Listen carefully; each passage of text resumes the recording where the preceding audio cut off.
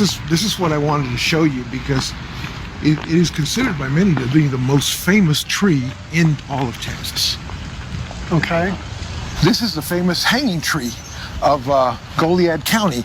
It was a site of extrajudicial executions. In other words, this is where they lynched Mexicans.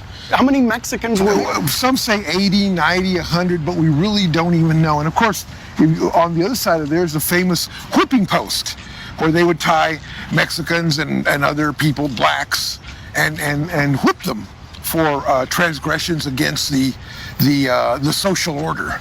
Over there, we have a tree where it is said that they hung the blacks because, I don't know, it's kind of crazy. Even, in Texas, we had standards. You can't lynch a black person from the same tree that you lynch a brown person. And, it just ain't fitting. It ain't fitting. It just ain't fitting. So right. This is the kind of crazy racism that fueled all this. And why? It was economics. And it was also the fact that they wanted our land. In fact, they came here to take our land, and they were very successful. It's a tourist thing now here. Everything's named Hanging Tree around here. But, when you really think about it, it should give you the creeps. Back then, of course, a hanging was a big community event. Little boys would climb into the adjacent trees to get a good view. People would bring picnic baskets. They would make a day out of it. It was like a big jovial affair. Of course, this is for the white people. The black people and Mexicans weren't going to come to this because they were the object of it was to instill terror in their lives.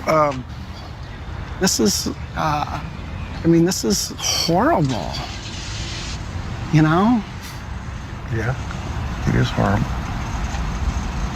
It is what it is.